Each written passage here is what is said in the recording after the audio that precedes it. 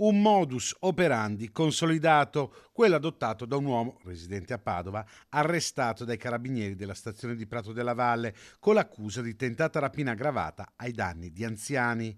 Un'indagine coordinata dalla Procura, partita a novembre, dopo la ricostruzione di 3 distinti episodi avvenuti, 2 in città e un terzo a Mestrino.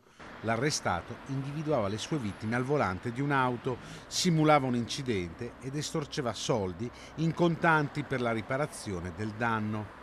Al rifiuto dei malcapitati, l'uomo non esitava a usare le maniere forti. Era accaduto in città ad un ottantenne che era stato spintonato dopo essere stato quasi raggiunto dal lancio di un pezzo di carrozzeria. Era accaduto anche a un 79enne che al rifiuto di consegnare i contanti era stato colpito alle spalle con un colpo secco al collo. Se queste 2 rapine erano andate a vuoto, peggio era finita ad un anziano di Mestrino che aveva consegnato all'arrestato 800 euro in contanti ed era stato anche costretto a pagare una spesa al supermercato di 500 euro.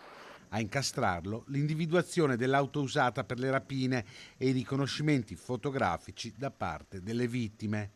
L'uomo ora è stato arrestato e portato alla casa circondariale di Padova.